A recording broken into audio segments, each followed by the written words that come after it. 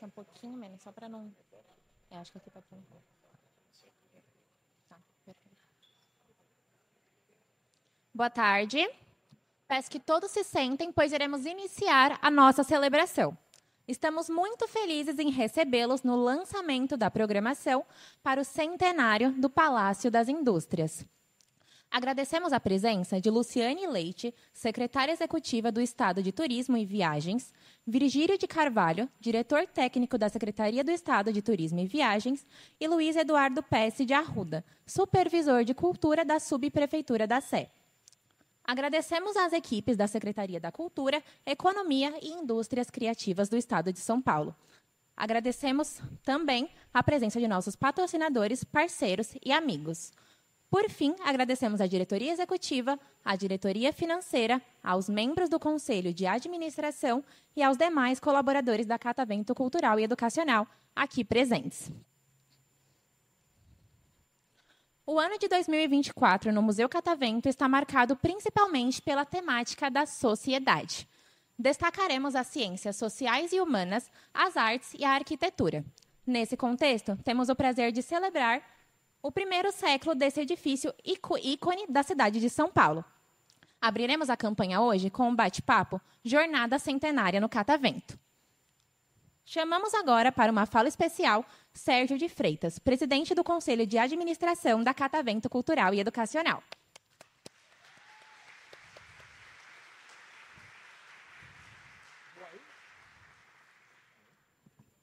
Fica à vontade, onde você preferir.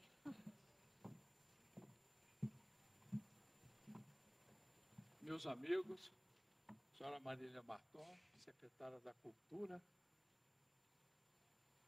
Aqui? Que é melhor? Aqui? Muito prazer em recebê-los nesse dia muito especial. Esse prédio, a nossa secretária diz que é o único palácio de São Paulo. É verdade. Eu acho que, em grande parte, é verdade mesmo. É um prédio maravilhoso. E quando nós viemos para cá, há 15 anos atrás, o prédio estava desocupado há uns 8 anos aproximadamente, e nós não quisemos mexer em nada, nós tínhamos um cuidado enorme em preservar, porque o prédio tinha sido sede da prefeitura. A Cássia Magaldi, que está aqui, autora de um livro excepcional sobre o Palácio das Indústrias, vigiava a nossa atuação, mas a gente já amava tanto aqui o prédio que sempre trabalhamos em comum acordo, né? Mas o prédio realmente é espetacular.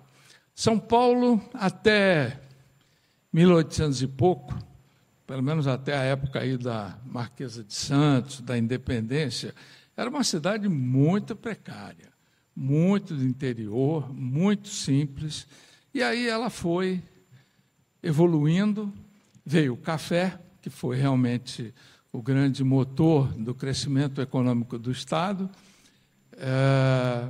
Com o café, numa certa altura, alguns anos depois, vieram os imigrantes.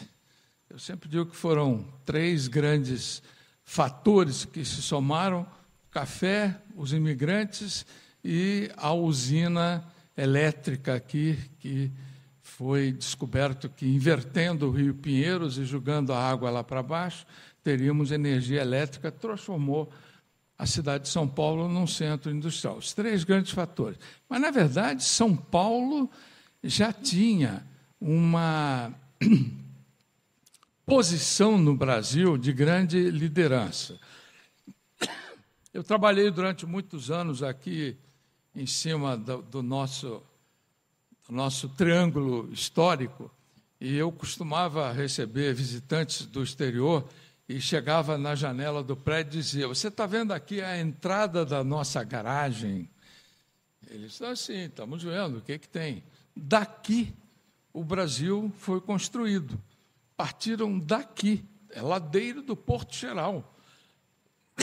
A ladeira do Porto Geral ainda hoje é terreno de marinha, ainda hoje. 200, 300 depois, é terreno de marinha. Dali, as bandeiras desceram o Tamanduateí, desceram o Tietê e chegaram praticamente até o Peru. Então, na verdade, foram os imigrantes, foi o café, foi a energia elétrica, tudo isso num espaço aí de 80, 100 anos aproximadamente, mas eu acho que foi tudo isso combinado com a iniciativa do paulista. A gente vê aí nos livros de história do Brasil muitos exemplos de que aqui em São Paulo a turma era pau de dar em doido, não era brincadeira, não, e conquistou o Brasil inteiro. O território nacional é decorrente do grande esforço que fizeram aqui. A gente vai, ainda hoje, eu rolei muito aí pelo interior, e vamos aí a Goiás, Mato Grosso, Amazonas, Acre. Sim, é inacreditável que os paulistas tenham saído daqui a pé e conquistado o Brasil inteiro. É realmente... E para nós hoje é difícil. Estou falando indo por terra, não pegando um avião, né?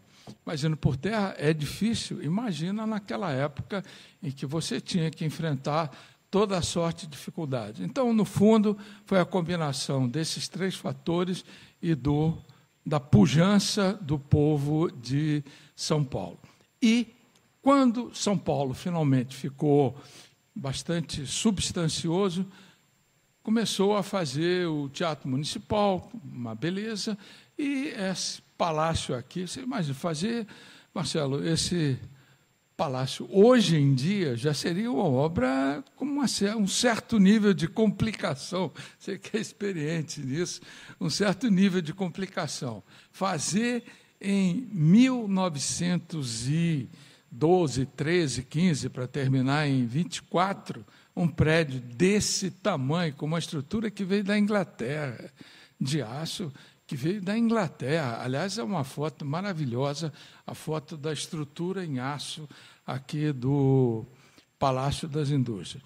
Então, quando resolvemos não, porque foi o governador José Serra, na ocasião, que decidiu implantar um museu de ciências e me pediu para fazê-lo. Quando surgiu a oportunidade de virmos aqui para o Palácio das Indústrias, eu que já tinha visto em vários lugares do mundo a utilização de prédios antigos para fazer o Museu de Ciências, em Barcelona, que é um dos mais lindos do mundo, em Chicago, em Munique, em muitos lugares. A China não, fez um prédio novo lá de uns 500 milhões de dólares, mais ou menos, uma maravilha. Mas muitos lugares usaram seus prédios antigos para fazer o Museu de Ciência. Então, aqui foi o lugar que estava vazio, o prédio estava em, Kátia, muito boas condições. Precisamos fazer aí um quebra-galho de acomodação, mas o prédio estava em boas condições, então foi um grande prazer e temos aí usufruído.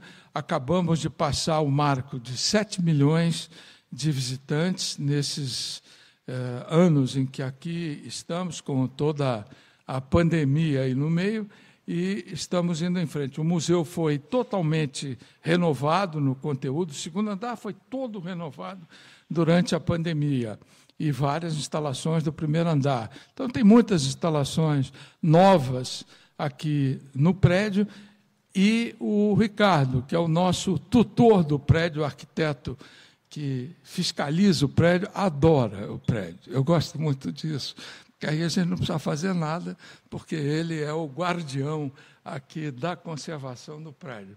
Muito obrigado, então, a você, Ricardo, pela sua atenção permanente nos detalhes de renovação e acabamento.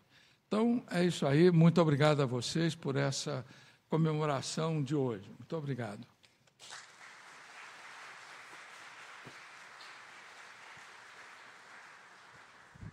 Muito obrigada, Sérgio. Chamamos agora Jacques Kahn, diretor executivo da Catavento Cultural e Educacional.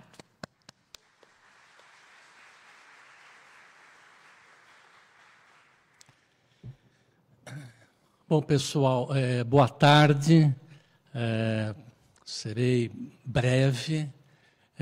Estou muito feliz e emocionado Gostaria novamente de agradecer a presença de autoridades, da nossa querida, caríssima secretária da Cultura, Marília Marton, de toda a equipe da secretaria, que é muito nossa parceira e nos ajuda muito, patrocinadores que temos aqui, parceiros, amigos, conselheiros, e a nossa querida e valiosa equipe do Museu Catavento e Fábricas da Cultura. Então, a gente está muito feliz com a presença de vocês. Esse é um ano de muitas celebrações. Já tivemos os 15 anos do Museu Catavento, já atingimos a marca de 7 milhões de visitantes e hoje estamos comemorando o centenário do Palácio. Na sequência, vocês conhecerão melhor a história desse palácio que se mistura com a história de São Paulo. E a história de São Paulo é a história do Brasil. Então, é muito, muito importante. Então, novamente, muito feliz, muito emocionado, agradecendo a todos vocês. No judaísmo, quando a gente vai cumprimentar uma pessoa pelo seu aniversário, a gente costuma falar até os 120, com saúde. No nosso caso, 120 é muito pouco. Então, Palácio das Indústrias, até os 200, até os 300, e sempre caminhando bem. Muito obrigado a todos.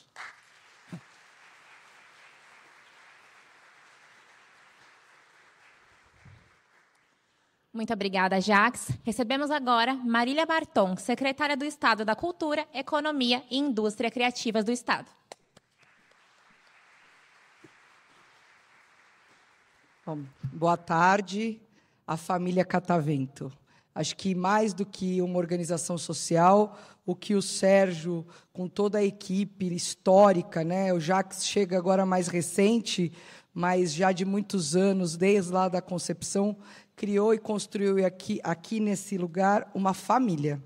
A gente sabe porque a gente vê a empolgação de todos vocês que se dedicam diariamente, não só aqui no prédio, mas em todos os nossos contratos em parceria, que são as fábricas também. Então, eu quero parabenizá-los por isso. Esse é o único palácio, Sérgio. Eu vou falar com certeza. Acho que quando eu sou moça, eu vou falar que eu sou velha, é feio, né?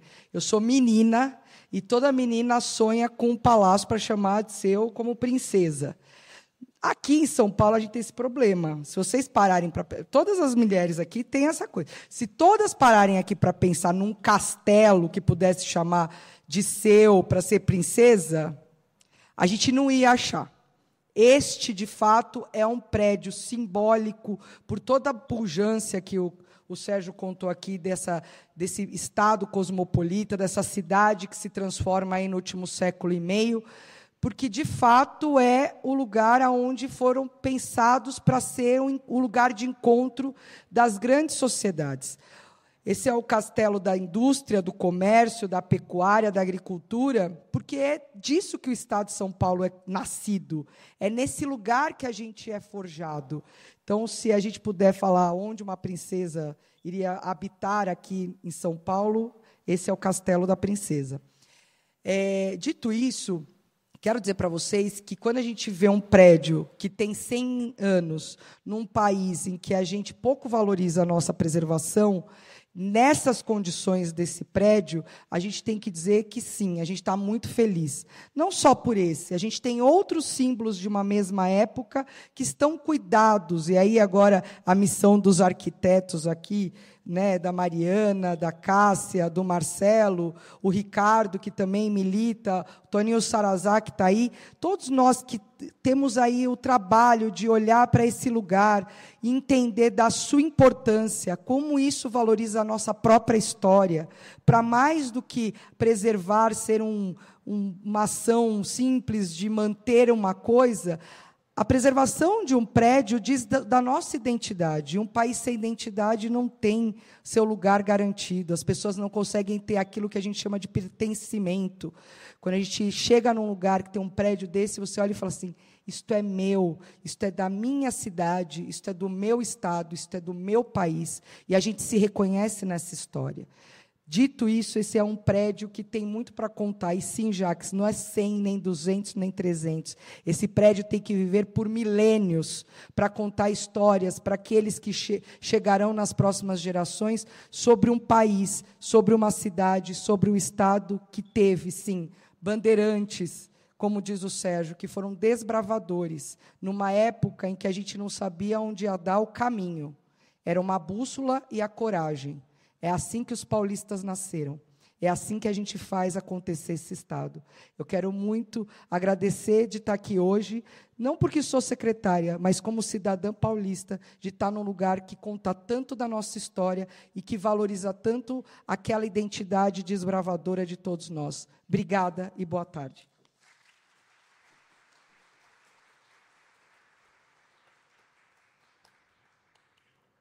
Muito obrigada, Marília. Dando prosseguimento ao evento, apresentaremos um pequeno vídeo com a programação especial 100 anos Palácio das Indústrias.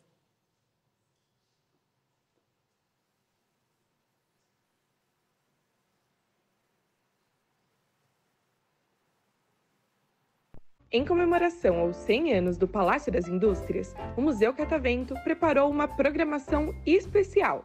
Vamos conferir? Mensalmente teremos videocasts para conversar sobre as curiosidades do Palácio das Indústrias. O primeiro sai agora no dia 8 de maio. Também teremos 2 lives especiais. No dia 20/6, falaremos sobre o território da Várzea do Carmo e no dia 24/10, sobre a ocupação e fluxo de pessoas na região do Parque Dom Pedro II. No dia 16/5, teremos um curso de formação para abordar o tema Museu Catavento e sua relação com o patrimônio cultural. E em todos os finais de semana e feriados do ano, teremos um roteiro temático para contar a história do Palácio das Indústrias. Você não pode perder, hein? No mês de agosto, teremos a Jornada do Patrimônio, com visitas mediadas e palestras direcionadas ao público interessado em arquitetura. Fique ligado!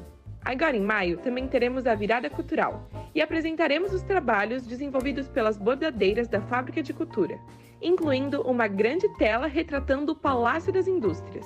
Em especial, para as férias de julho, teremos 2 oficinas educativas, a de construção de vitrais e também a de argamassa histórica. Já em setembro, teremos um seminário científico sobre o Palácio das Indústrias, uma oportunidade para reunir especialistas, pesquisadores e profissionais da área. E para fechar com chave de ouro, em setembro também inauguramos a nossa exposição temporária 100 anos do Palácio das Indústrias. Uma maneira maravilhosa de celebrar um marco significativo na história da cidade e do museu. E aí, gostou da nossa programação? Para mais informações, nos acompanhe nas redes sociais ou visite nosso site www.museucatavento.org.br. Tchau! O Palácio das Indústrias, esse monumental e icônico edifício, patrimônio histórico do estado de São Paulo e que atualmente abriga o Museu Catavento, completa 100 anos hoje, 29 de abril de 2024.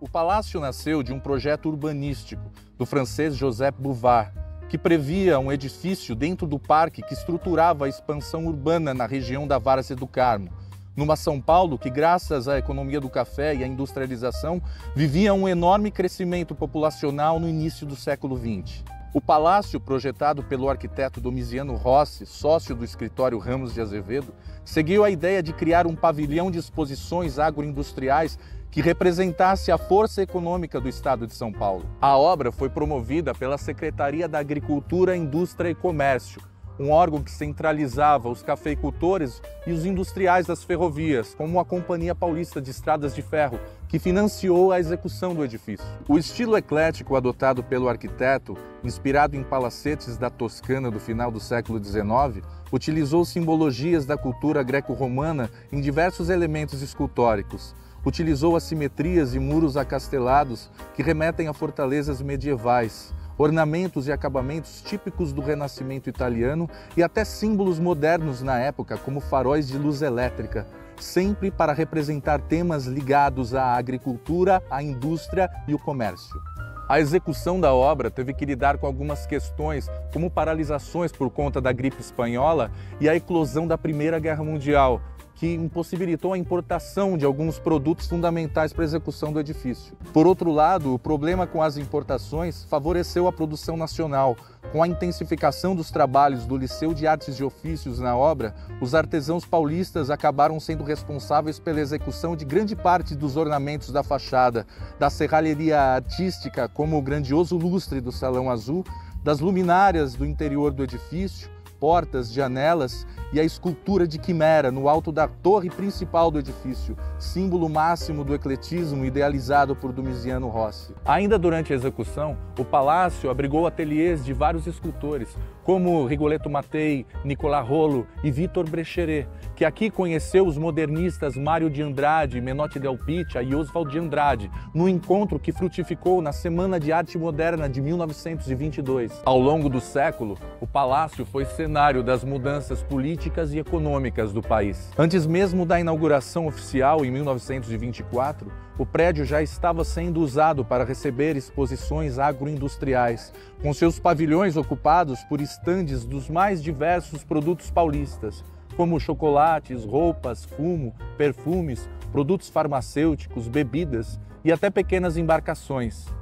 Em 1923, quando os carros já eram fabricados no Brasil, o palácio também passou a abrigar exposições de automobilismo, que aconteceram anualmente até 1929.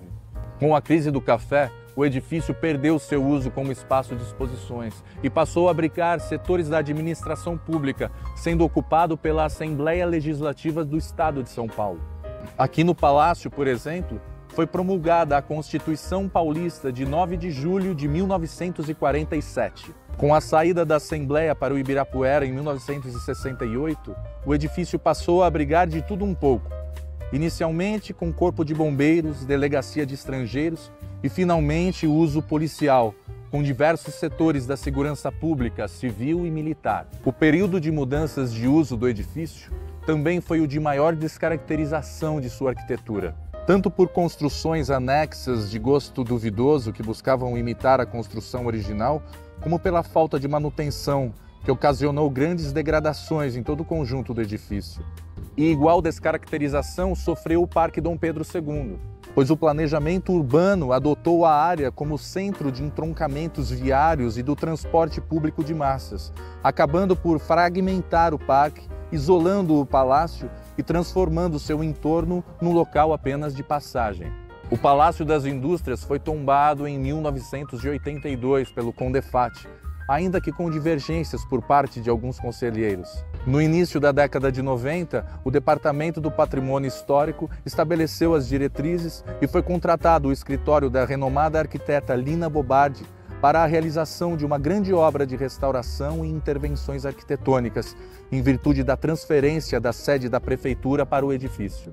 Após o uso como prefeitura na década de 90, o palácio retomou sua função como espaço de exposições com a inauguração do Museu Catavento, que desde 2009 oferece a todos os públicos um espaço de exposições ligadas às ciências e à tecnologia. Além do contínuo trabalho de conservação predial executado pela OS Catavento, Em 2016 e 2022, importantes trabalhos de restauro foram executados no edifício, recuperando as fachadas, as torres, o sino e o relógio, devolvendo integralmente à população esse importante patrimônio histórico do estado de São Paulo, tão representativo de uma cidade que em pouco mais de um século se transformou de uma pequena vila para uma das maiores cidades do mundo.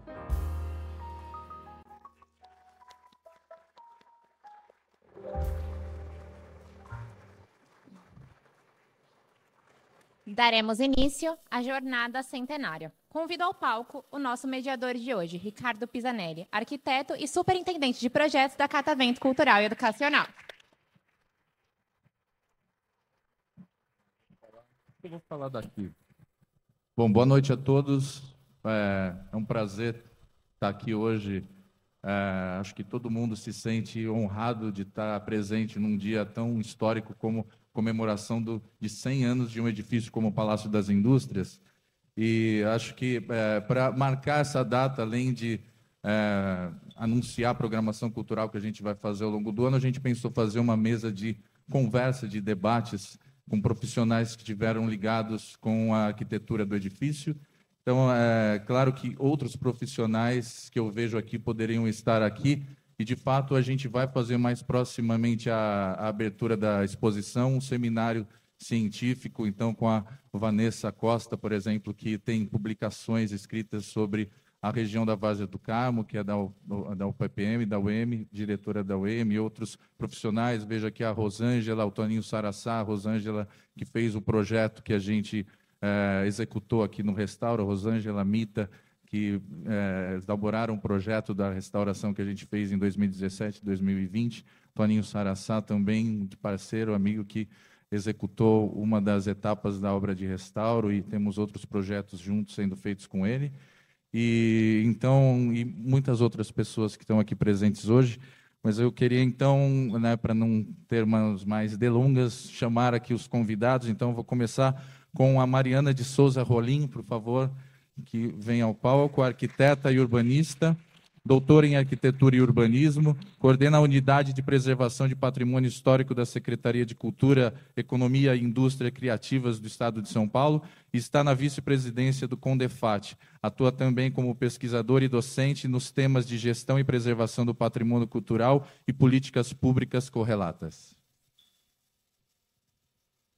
Pode escolher algum assento, obrigado. A Cássia Regina Carvalho Magaldi, arquiteta e urbanista, possui especialização em restauração de monumentos e conjuntos monumentais pela Universidade de Madrid, mestrado e doutorado em História Social pela Pontifícia Universidade Católica de São Paulo, atuou como servidora pública efetiva da Prefeitura do município de São Paulo, foi diretora da Divisão de Preservação do Departamento de Patrimônio Histórico da Secretaria Municipal de Cultura, chefe da seção... aplausos para a Cássia, também uma parceira do Catavento, não só na feitura do Catavento, como o doutor Sérgio se referiu, mas também eu fui lá também para fazer um dos projetos de restauro que foram feitos aqui. Cheguei para a Cássia e falei, Cássia, como que me dá uma orientação, por favor, aqui nesse projeto? Ela falou assim, olha, vai ali, faz uma cópia do projeto da Lina Bobardi, né, pede vistas, copia e faz igual. Faz igual a Lina Bobardi. Então, eu vou continuar o currículo da Cássia, que é muito extenso, uma relevância enorme. Aqui também, coordenador de projetos e obras de restauro e modernização de imóveis tombados, como, por exemplo, o Teatro Municipal de São Paulo, o Solar da Marquesa de Santos, Sítio Morrinhos para implantação do Centro de Arqueologia de São Paulo e Edifício Ramos de Azevedo para implantação do Arquivo Histórico Municipal. Foi professora titular do curso de Arquitetura e Urbanismo da Universidade Católica de Santos e atua como arquiteta, como sócia do escritório Magaldi e Diegoli, arquitetos associados desde 1987.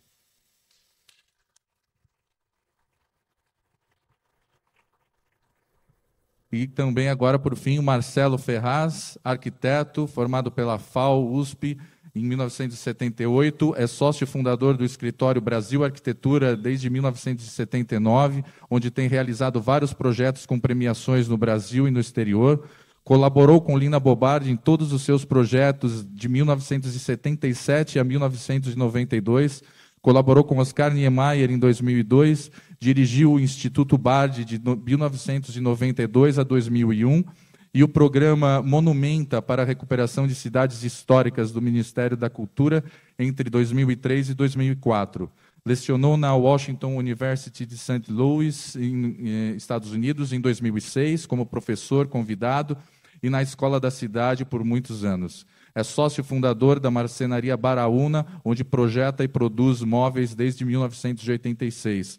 Publicou os livros Arquitetura Rural na Serra da Mantiqueira, Lina Bobardi, de 1993, Arquitetura Conversável, em 2011, Marcenaria Baraúna, Móvel como Arquitetura, em 2017, e Brasil Arquitetura, volume 1 e volume 2.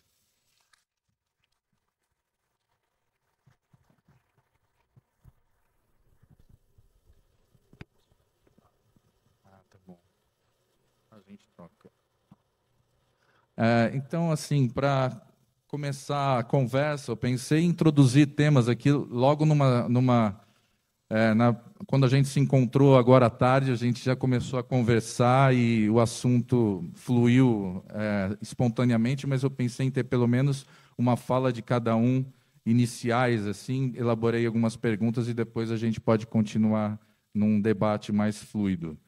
Então, queria começar com a Mariana Rolim, que vai ser interessante a nossa conversa, ouvindo assim do ponto de vista do CONDEFAT, né, de como foi o processo histórico de tombamento do Palácio das Indústrias, né, que acredito que até passa pelo próprio processo de entendimento, né, da metodologia de classificação do patrimônio histórico, né, porque essa questão assim sempre foi curiosa para mim, como que o Palácio das Indústrias não foi uma unanimidade no momento do tombamento dentro do CONDEFAT. Tem alguns pareceres de alguns arquitetos que dizem que o prédio não tinha valor arquitetônico.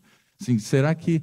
Eu fico sempre me perguntando se era uma ortodoxia modernista de alguns arquitetos da época, dos anos 80, ou se realmente, né, a gente tem que imaginar o palácio num estado de degradação muito grande, de descaracterização, e também do entorno, né? O parque praticamente deixou de existir, então talvez por essa descaracterização vários pareceres também apontam essa questão da não relação do edifício mais com o seu entorno, e por isso talvez não tivesse mais esse valor para o tombamento. Então acho que é um assunto interessante para a gente conversar.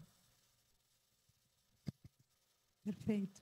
Boa tarde a todos. Bom, primeiro, obrigada, né, pelo convite, obrigada por todo o pessoal da organização aqui do Catavento. E, Ricardo, a gente não tinha combinado que você não ia fazer pergunta polêmica, né? Brincadeiras à parte. Gente, o tombamento do Palácio das Indústrias, ele é muito interessante de ser estudado, inclusive assim, de olhar, efetivamente folhear o processo, ler os pareceres, porque ele é significativo de como o CONDEFAT foi se estruturando, né, e de qual era o momento da preservação ali.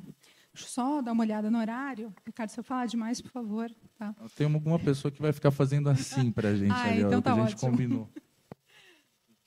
Bom, o CONDEFAT ele foi criado em 1968, né?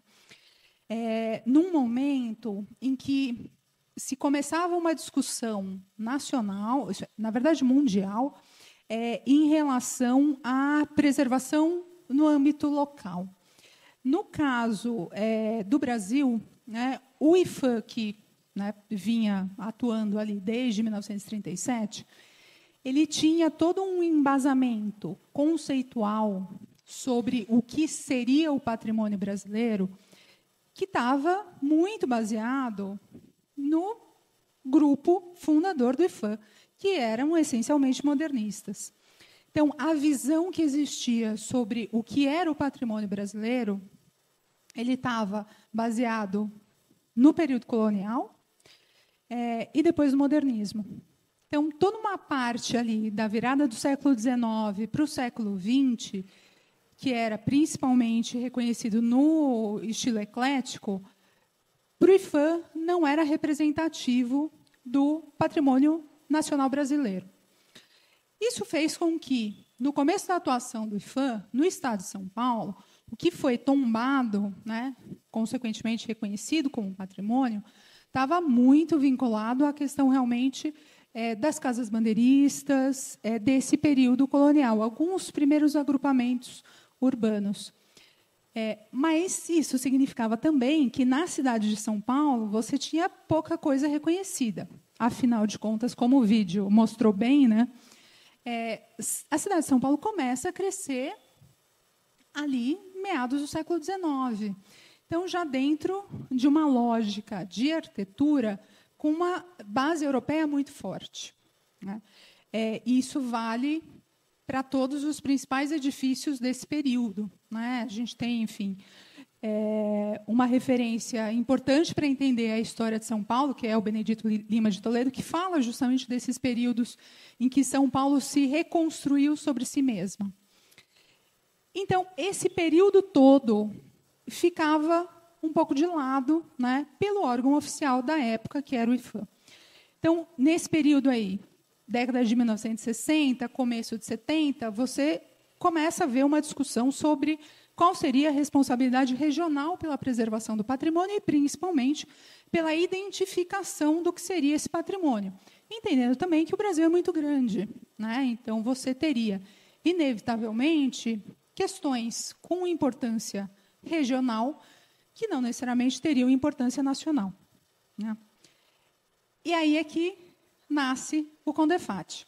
Claro que tem uma série de outras implicações políticas aí por trás que não vou entrar aqui, porque senão também a gente fica até meia-noite, né? Mas esse é um aspecto importante do momento de criação do CONDEFAT. No momento inicial, então, ali, tanto o final da década de 60 quanto os primeiros anos da década de 1970, os tombamentos do CONDEFAT, eles vão estar voltados ou para os núcleos urbanos, então, o primeiro núcleo tombado, por exemplo, é Cananéia, ou para sedes de fazenda, justamente para reconhecer esse período do café e do que gerou a riqueza do estado de São Paulo, e também lembrando que CONDEFAT, né, o T final, é de turístico. Então, tinha um viés de entender o patrimônio como um indutor do turismo muito forte. Os primeiros tombamentos do CONDEFAT estão muito voltados para isso. Você tem uma outra vertente desses primeiros tombamentos do CONDEFAT, quando a gente olha especificamente para a cidade de São Paulo, que é justamente de suprir uma lacuna, considerando que você não tinha uma estrutura de preservação municipal. E, gente, década de 1970, São Paulo já estava crescendo assim, num ritmo muito rápido, então muita coisa realmente estava sendo perdida. Então, o CONDEFAT teve um olhar também importante para a cidade de São Paulo. Vamos lembrar que a criação do DPH é de 1975, e o COMPRESP ele vai ser criado em 1985, com os primeiros tombamentos acontecendo só em 88. Então, você tem aí um período grande em que o CONDEFAT teve um papel super importante para a preservação do patrimônio paulistano também.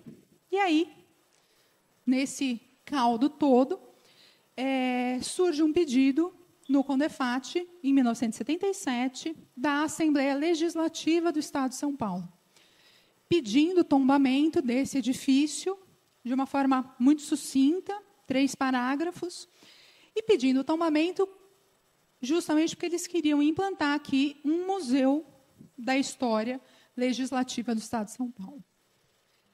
E aí, né, isso entra, né, e começa todo o debate dentro do Conselho, não só do Conselho, mas da equipe técnica também. O primeiro parecer também vai ser muito sucinto sobre o tombamento, falando não. E aí o principal argumento foi realmente a questão arquitetônica. E aí tinham 2 argumentos. Um primeiro que o Palácio das Indústrias, lá atrás, ele foi concebido dentro de uma estrutura que não existia mais. Então, aí a gente tem, sim, a questão da degradação do Parque Dom Pedro, E você tem também o fato de que, lá nas primeiras feiras que eram realizadas aqui, você tinha toda uma série de anexos que funcionavam junto com o Palácio das Indústrias. E isso não existia mais. Então, esse era um primeiro argumento. O segundo argumento era o do estilo arquitetônico. E aí o que se falava é que, naquele momento, o eclético não era mais o representativo, né? Era um período já em que São Paulo usava mais Art Deco, estava começando a entrar num período que a gente ia começar a ver o modernismo, então o eclético já não era representativo da arquitetura daquele período. E foi para o Conselho assim, o Conselho endossou esse parecer e não foi tombado. No ano seguinte, a Assembleia entra com outro pedido, mais ou menos as mesmas bases, um outro pedido entra em 79 também. E aí, o que vai para o Conselho é um parecer, e que é o parecer depois que vai gerar, primeiro, a abertura do estudo de tombamento em 1979, e depois o tombamento efetivo em 1982, considerando o valor histórico-cultural dele, principalmente porque ele conseguia ser exemplar de toda uma circulação econômica que acontecia no Estado, baseado na capital, e também a questão, justamente, da Assembleia Legislativa, que tinha sido implantada aqui em 1947, justamente logo após o fim da ditadura do Getúlio, né? Então, isso também seria um momento histórico importante para o Estado de São Paulo. E foi esse parecer que venceu, digamos assim, né?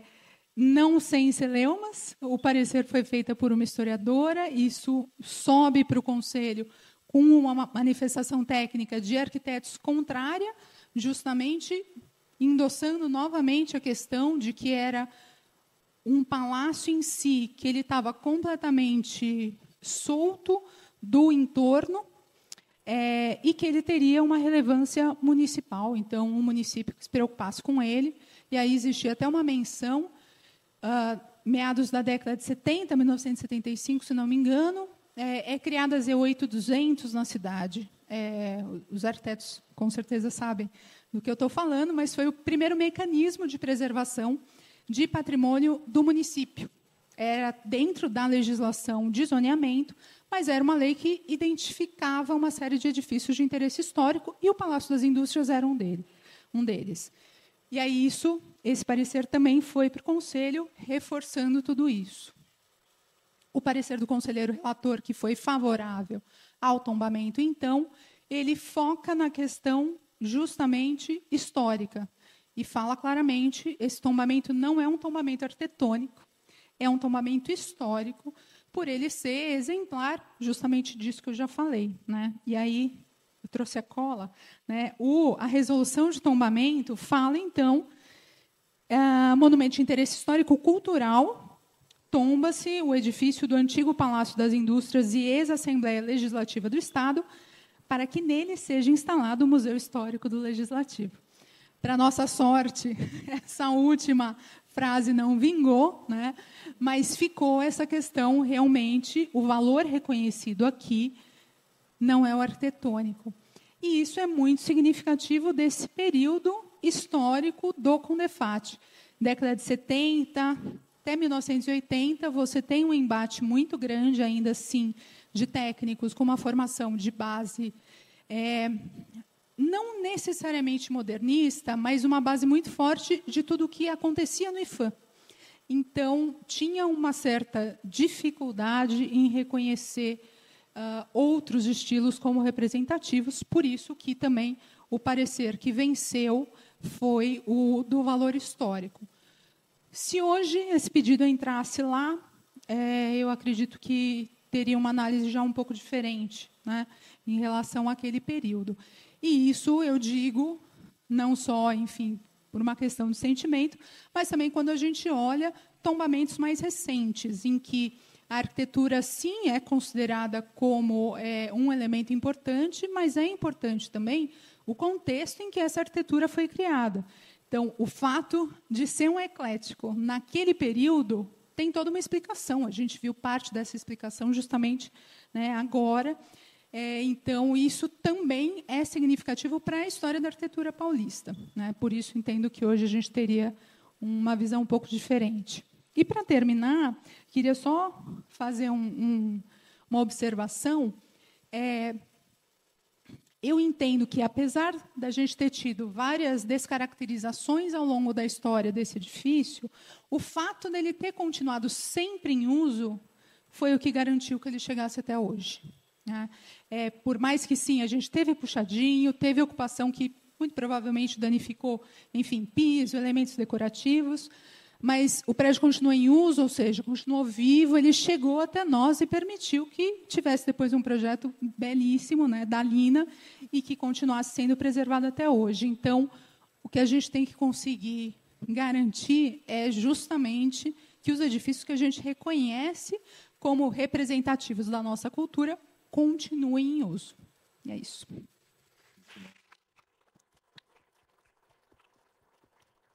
É bem interessante, mas dá para imaginar os arquitetos mais ortodoxos assim olhando esses acabamentos, porque o prédio, assim, se o modernismo prega a verdade dos materiais, ou seja, que o material ele tem que revelar exatamente do que ele é feito, ele não deve imitar outros materiais. Aqui é a mentira dos materiais, porque você tem até forros de gesso, de estuque, que imitam vigas de madeira. Tem esquinas que imitam pedras, mas são argamassas imitando pedra. Até argamassa que imita tijolo. Então, ele é de estrutura metálica, mas revestido, né, de alvenaria, tudo isso. Então, imagino que deve também ter esse elemento de... Isso que eu ia falar, essa estrutura metálica a gente não vê, né? Sim. Você entra aqui e se fala onde está. Muito bem, vamos para a Cássia Magaldi. A pergunta, assim, que para iniciar assim uma conversa que a gente pensou, a Cássia Magaldi coordenou o diagnóstico dessa restauração. Então, como a gente viu no vídeo, ele foi bastante descaracterizado na época da Assembleia Legislativa, da Polícia Civil e tal, anexos gigantescos, como esse pavilhão aqui desse auditório, ele tinha uns 3 ou 4 nessa escala, né? Não era um puxadinho, era um puxadão, puxadões. E a Cássia, e assim, num estado também de conservação bastante ruim, não foi feita a manutenção adequada de hidráulica, por exemplo, que gera assim efeitos muito ruins para a edificação. Então, a Cássia Magaldi coordenou esse diagnóstico. Então, falar um pouco de como foi esse período, de qual era o estado de conservação do edifício na época. E a Cássia Magaldi tem muitas histórias aí que ela vai contar. Bom, boa tarde. Está funcionando? Em primeiro lugar, agradecer o convite.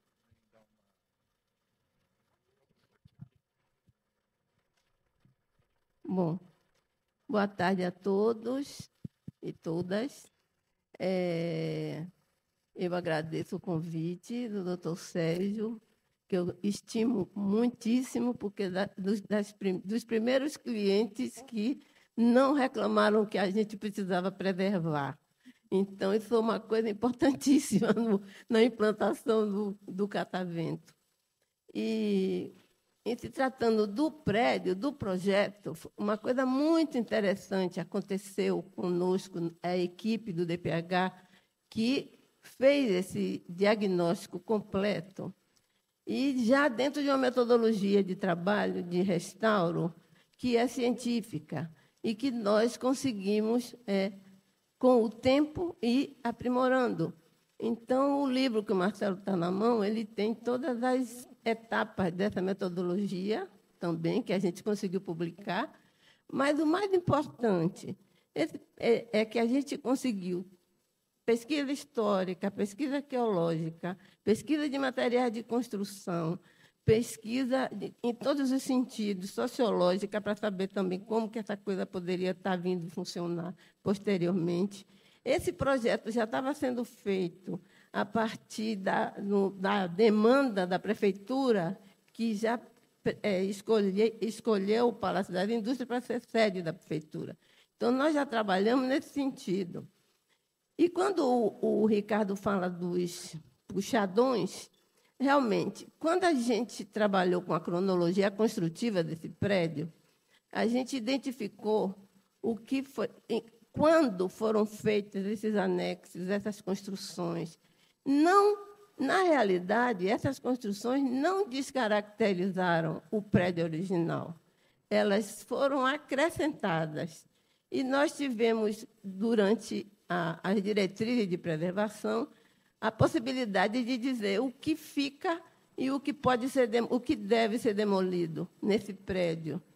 E isso foi uma coisa muito interessante, porque o que ficou foi este Palácio das Indústrias, que estava totalmente preservado, na realidade, no sentido da sua existência, não do seu estado de conservação. O estado de conservação era precaríssimo. A gente fez esse diagnóstico pesquisando, vistoriando ambiente por ambiente, fichinhas de identificação de ambiente por ambiente, metemos o pé na lama, encaramos a carceragem, estavam os prisioneiros todos aqui no térreo, a gente entrava, morria de medo, porque a gente tinha que encarar os prisioneiros, vai saber o que a gente não pode chegar perto, porque era perigoso mesmo. E foi assim, um trabalho muito interessante, a gente aprendeu demais. A equipe éramos eu, a Rosângela Martinelli, que está aqui presente, a Leila Diegoli e a Valéria Valeri. Nós quatro, as 4 arquitetas do DPH, as 4 donzelas militantes que encararam a briga e fomos adiante. E nós escolhemos a Lina para fazer o projeto definitivo de arquitetura, porque a prefeitura não abria, a EMURB não abria mão de deixar o DPH fazer o projeto, onde já se viu. Tem que ser um mangangão para fazer esse projeto. Vocês são 4, imagina. Olha, a gente escolheu a Lina com todo o gosto e falou, a gente vai trabalhar com ela, nós vamos crescer mais ainda. Quando nós entregamos o nosso diagnóstico à Lina, o Marcelo estava presente. Ela ficou tão feliz, porque tinha a metodologia do trabalho de arquitetura dos italianos. A gente segue a metodologia italiana. Então, toda essa metodologia científica de trabalho de restauro, a gente cumpriu no diagnóstico. E a Lina ficou tão feliz que ela falava assim, crianças, vocês fizeram isso! E Bela, e batia no rosto da gente, nós 4, felizes. E, simplesmente, a Lina incorporou ipsilíteres, todas as nossas diretrizes, todas, a construir, a conservar, a preservar. E aí o projeto fluiu na mão desses meninos excelentes, também maravilhosos, e foi essa a história. Mas a história do diagnóstico foi um trabalho muito dificultoso, que o Marcelo não precisou fazer, porque já ganhou de presente. Em todo caso, essa história está contada no livro que a gente conseguiu publicar pela Prefeitura de São Paulo, com o patrocínio da Método Engenharia, e foi o primeiro livro, o primeiro texto editado sobre metodologia de restauro no estado de São Paulo. Então, isso é uma coisa importante. A partir daí, a gente vem brigando para que isso seja institucionalizado, e nós conseguimos institucionalizar essa metodologia no DPH no final dos anos 90. Depois, a gente conseguiu institucionalizar no Brasil inteiro, ficou domínio público, IFAM, CONDEFAT, todo mundo incorporou, porque é a metodologia para se aprovar projeto de restauro. E, há 6 anos, eu fui conselheira do Conselho de Arquitetura e Urbanismo de São Paulo, e a gente conseguiu publicar um manual para todos os arquitetos, que identifica e orienta todo esse trabalho como deve ser feito. Então, isso é uma coisa que eu tenho como muito prazer em estar contribuindo para que nossos colegas façam seus trabalhos com segurança, com muita segurança. Na hora que a gente faz uma cronologia construtiva e o estado de conservação e consegue fazer a leitura total da história que o prédio próprio te conta, é uma coisa muito importante. E outra coisa interessante, nós tínhamos tido a experiência do Teatro Municipal, que a gente escavou parte do subsolo, que já estava escavada a metade. Então, a gente escavou a outra metade. E nós fizemos aquilo tudo lá no subsolo do Teatro Municipal. Cozinha, bar, e o Salão dos Arcos, que hoje tem um bar maravilhoso. E, quando a gente entrou no Palácio das Indústrias, a gente pensou em fazer a mesma coisa. Vamos cavocar o Palácio das Indústrias e criar outro pavimento? E deu certo, né, Marcelo? A diretriz era essa, da gente poder escavar e utilizar como um terceiro pavimento do palácio. Agora, o trabalho quem teve foi ele.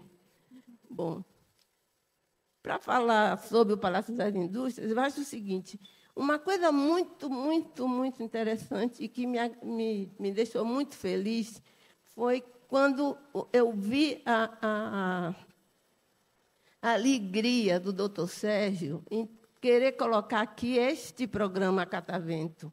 Um programa muito interessante. Eu achei uma bênção isso para o Palácio das Indústrias. Então, dei a maior força, sim, a gente está aí, precisando, pode chamar, que a gente está junto. Certo? É isso, obrigada.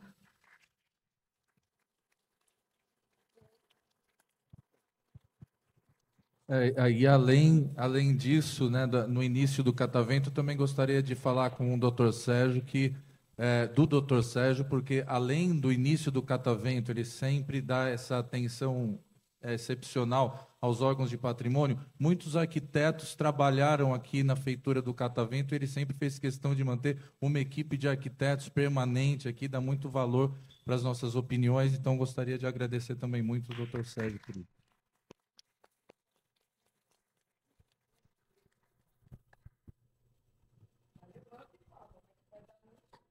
A secretária acabou de oferecer que ela mexerá os pauzinhos para que a gente possa reeditar o livro da Cássia, porque eu mandei comprar, isso já tem anos, todos os exemplares que eu encontrei em todos os sebos daqui de São Paulo.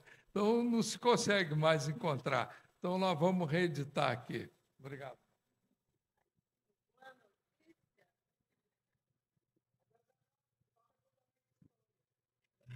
Pode ser uma... Exatamente. Pode ser atualizado, pode ser melhorado, atualizado. Então, com o Marcelo, a gente teria aqui várias horas para a gente conversar sobre curiosidades que a gente tem para saber de como foi esse projeto, essa execução, mas depois aqui da gente fazer um sobrevoo na história do edifício e ouvir a Mariana e ouvir a Cássia, Marcelo, acho que como que o escritório, né, da Lina, vocês encararam o projeto? Qual foi o partido arquitetônico principal? Todo esse ecletismo, como lidar com ele e como foi a elaboração e execução das intervenções e do restauro também? Bom, boa noite a todos. É um prazer estar aqui. Fico sempre emocionado quando entro aqui nessa casa, né? Está tão bem cuidada. Temos que dizer que o palácio está muito bem cuidado. Eu venho aqui assim, bem emocionado pelo estado das coisas, pela limpeza, né? Ele não tem umidade, está tudo muito bem cuidado. Tal. Então, boa noite a todos, amigos, autoridades, secretária, Sérgio, que já tivemos juntos algumas vezes. Eu vou, talvez polemizar um pouquinho, mas eu entendo muito bem a coisa do tombamento. Porque esse palácio, esse projeto, é um projeto do Domiziano Rossi, dentro do escritório do Ramos de Azevedo e Ricardo Severo e tal, mas é um projeto super tardio, a arquitetura já ia a 1000 por hora. E ele é uma cópia bem fiel dos projetos do Dino Copedè, que era um arquiteto italiano da segunda metade do século passado, século XIX, que morreu no começo do século XX. E Dino Copedè fez muitos palácios desses em Gênova. Tem um bairro em Roma chamado bairro Copedè, eu levo o nome dele. O edifício Mackenzie, que tem o Palácio Mackenzie. Palácio Mackenzie e tal. E ele fez o Castelinho do Rio de Janeiro, que agora todo mundo aqui deve conhecer, não é? O Castelinho do Flamengo é projeto do Gino Copedê, é um autêntico Copedê no Brasil. Este não é um autêntico Copedê, é uma cópia do Copedê. Então é importante ter isso colocado. Imagino que nos anos 80 isso ainda era mais problema, e entender que esse palácio ele é importante para a história de São Paulo, e agora até a arquitetura passa a ser interessante para a história de São Paulo, né? Fazendo já com olhar à distância, com a distância do tempo. Então, nesse sentido, sim. Enquanto a arquitetura, ele não era novidade nenhuma. Tanto é que, quando a Lina é convidada, eu tenho que também dizer para a Cássia, acho que foi um encontro, viu, Cássia? Porque nisso, Erundina teve um papel muito importante. A Lina estava velhinha, já. Não era velha, porque ela morreu com 77 anos, mas não estava bem, você sabe disso. Tinha acabado o Sesc Pompeia em 1996, fomos para a Bahia, ficou até 1999, e já o trabalho da Bahia aí no Restauração do Pelourinho parando e tal. E a Lina entra um pouco em depressão, nessa coisa toda, e a gente, nós colaboradores, Marcelo Suzuki, André Weiner e eu, botando fogo para trabalhar. Nesse momento, a Erundina ganha as eleições, e a gente tinha uma pessoa muito próxima, que era a Clara Schaff, Clara Marighella, que está viva ainda com 97 anos, velhinha, trabalhava com a Erundina diretamente. A gente disse, olha, tem uma arquiteta aqui, sabe, muito velha, vai morrer daqui a pouco e podia fazer mais ainda para o São Paulo. Assim como tinha Artigas, a gente defendia que tinha que entregar um bairro para Artigas, um bairro para Paulo Mendes da Rocha. Afinal, a cidade precisa dessas pessoas, e quando estão na sua idade madura, com uma visão muito forte, são deixadas de lado por todos os motivos, desde o juvenilismo, essa coisa toda que acontece, né, em geral. E a Erundina falou, com certeza. E foi até a casa da Lina, a Lina marcou um almoço, ela foi lá e fez o convite. Estamos fazendo um projeto grande, que é a recuperação do Parque Dom Pedro, e vai ter lá a sede da prefeitura, então você está convidada para fazer o Palácio das Indústrias. Acho que isso vem de encontro com o que rolava dentro, com as mulheres que estavam à frente do DPH. Então, a Clara... Então, quer dizer, essa história... Eu até dei uma entrevista longa outro dia, tem uma pessoa fazendo... Ele está aqui, não? Fred, fazendo um doutorado sobre o Palácio das Indústrias, sobre a relação da Lina, que é bem interessante. Mas, então, dito isso em relação ao palácio, a Lina tinha horror ao palácio. Horror ao palácio. Quando ela foi contar, não é possível. Eu fugi da Itália, eu vim embora, me livrei daquele mundo velho, aquele mundo mofado, para encontrar isso aqui de novo. Não é possível. E ela até diz, vamos pintar tudo de branco, como se fosse um chantilly, e fazer o bolo. O bolo está pronto, é só botar o chantilly e fica branco. Mas ela também tinha juízo, né? Não é que ela tinha só, ela tinha horror, e ela falou, não, eu não consigo encarar aquele negócio, aquilo é o fim da picada. Já era ruim na Itália no século XIX, imagina a cópia da cópia, né? O neoclássico lá, aqui o neoclássico. Então, mas aí tinha que encarar. Aí pensou no prédio novo, e ela só queria saber do prédio novo, que não foi feito, que demoliu o viaduto, que ele está mais ou menos na posição do viaduto. É uma pena, a gente viu hoje, que nesse viaduto não passa carro. Ainda hoje não passa carro. Passa 2, 3 por dia. Tal, né? Só um ônibus. Só um ônibus. Tal. Ele não faz nenhuma falta. E a gente começou a demolir esse viaduto para dar lugar ao edifício novo, que ela chamava, ali sim vai ser a prefeitura. Aqui vai ser o prefeito para atos áulicos, coisas importantes, assim, de cerimoniais, e o resto, exposição, vamos botar coisa cultural, vamos botar atividade cultural, que é o que acontece hoje. Isso é muito legal, é muito feliz isso, né? A exposição é lugar para o público ver, e transformamos quase tudo daqui em lugar público. Lá é que rolava o trabalho da prefeitura, a burocracia seria no prédio novo. Bom, aí a gente encarou isso aqui. Montamos um escritório aqui dentro, ficamos 3 anos aqui dentro com o escritório, que se deslocou daqui para um outro espaço, depois num barraco, e fizemos aquilo que a Cássia disse. Tinha um diagnóstico maravilhoso, fizemos um saneamento, então um projeto de saneamento. Demolimos muita coisa, mas muita coisa. Projeto de arquitetura que tira, porque em arquitetura demolir também é arquitetura, não é só construir. E tiramos, limpamos, e fizemos essa opção em transformar o prédio num espaço mais público possível. O claustro visitável, adotamos, enquanto projeto, o ar dele de arabesco, então ele é meio árabe, reforçando a plantação das cicas, das cariacicas, das plantas um pouco rastamareiras e tudo mais. E a gente foi tirando desse pitoresco, que era o prédio, um pouco dando valor e reforçando isso. Mas, quando eu digo com juízo, é porque tudo que está aqui, quer dizer, foi introduzir um pouco desse racionalismo dos arquitetos modernos, que a gente carrega até hoje, a nossa matriz, sem virar folclore. Então, esse auditório é um auditório que funciona perfeitamente dentro desse galpãozinho, com tamponamento das janelas, vocês vão ver lá tamponadas aqui, com a questão acústica, que funciona muito bem.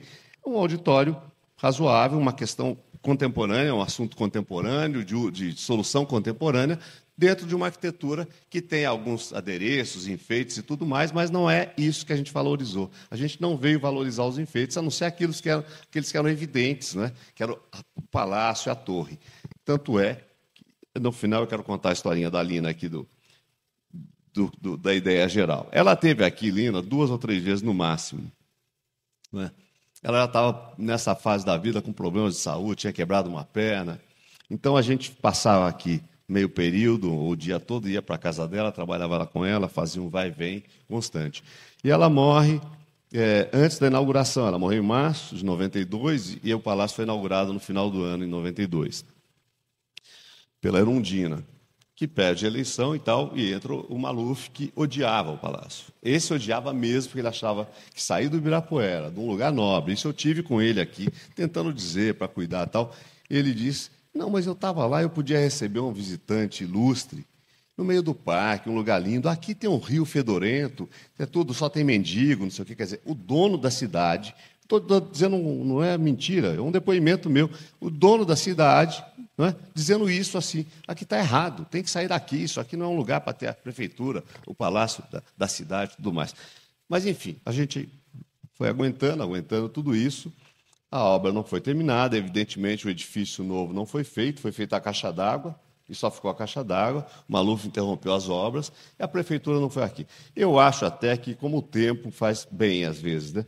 Eu acho que foi um acerto da Marta mudar a prefeitura para lá, é um prédio muito adequado para ser prefeitura, não é onde está hoje. E o uso do catavento vem maravilhoso, quer dizer, é trazer de volta a criançada para cá, né? Trazer os jovens para cá, e trazer até, aí sim, até o castelinho vira uma coisa que era do imaginário. Então, esse imaginário passa a ser, assim, o foco do projeto. E esse projeto começa, a Lina dizendo assim, já que ela tinha horror, ela disse: não, mas é o castelinho, as crianças gostam de castelinho, a gente faz lá, a banda da Polícia Militar vai tocar em volta. Então, ela começava a projetar pelo final e não pelo começo. Não era nunca o papel branco, era sempre o final.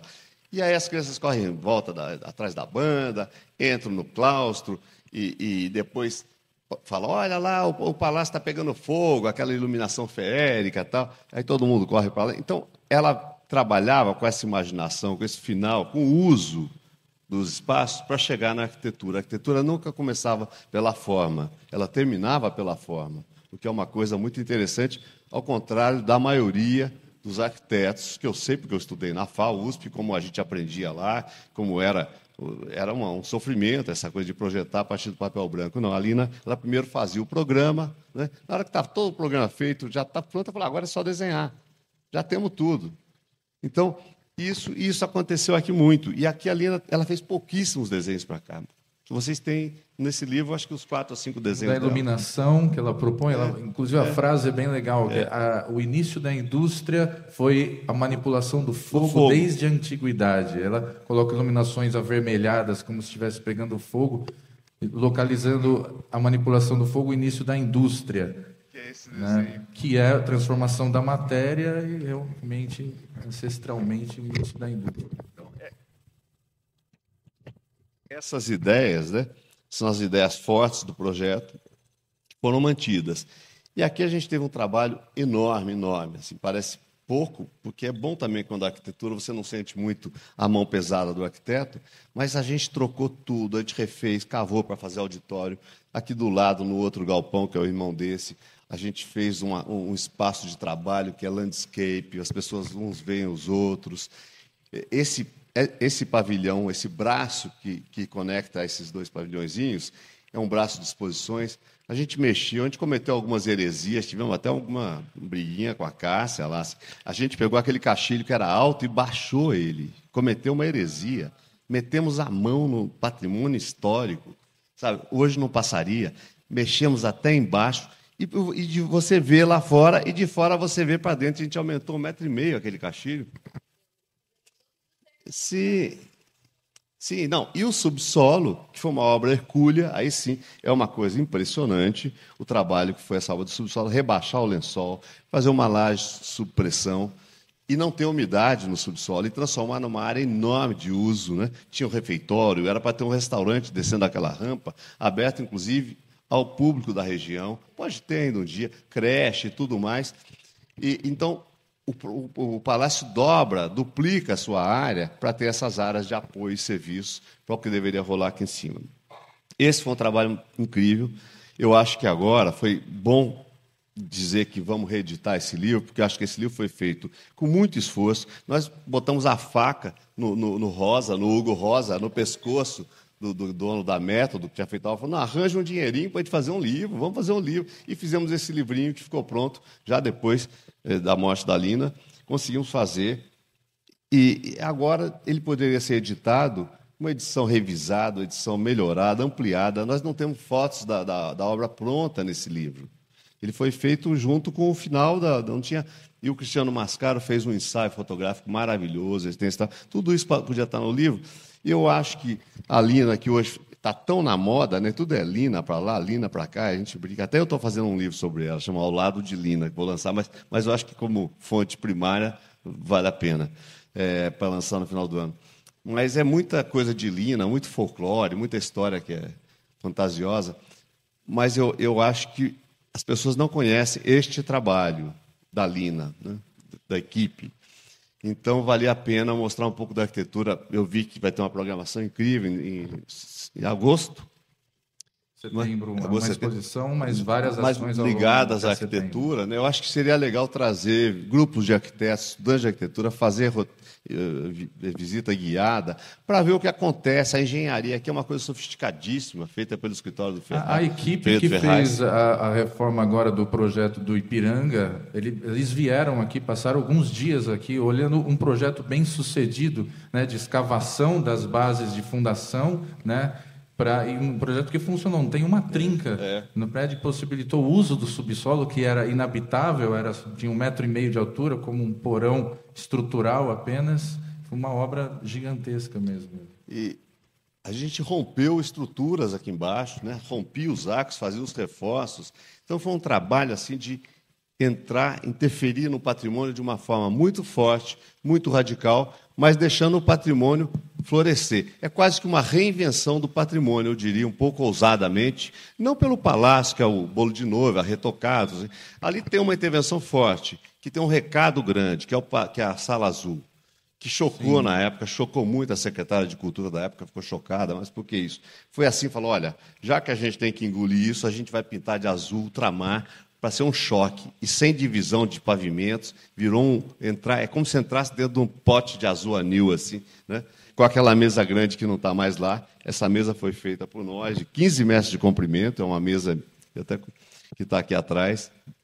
E, então, tinha essa intenção arquitetônica forte em todos os... Marcelo, a iluminação e ventilação natural do subsolo é importantíssima, porque os arquitetos, os estudantes de arquitetura atentem, porque poço inglês aqui no Brasil, quem fez? Quem faz?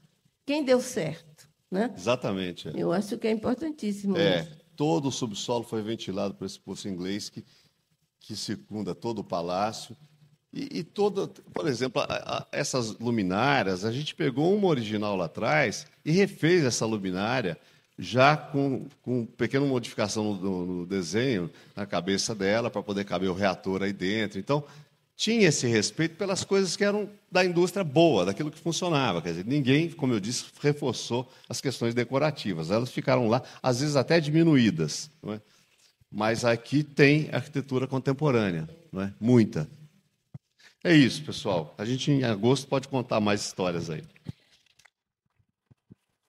Bom, gostaria de agradecer muito aqui a presença dos nossos convidados, da Cássia, da Mariana, do Marcelo, dizer que agora a gente retoma aqui as atividades dentro das comemorações do centenário e que próximo à inauguração da exposição a gente vai fazer seminários mais longos, acho que vale a pena. A notícia da republicação do livro é uma notícia esplêndida e também faremos outras atividades ligadas aí à história real e científica de como aconteceram as coisas aqui. Então, agora eu passo para a Bianca. Agradeço muito.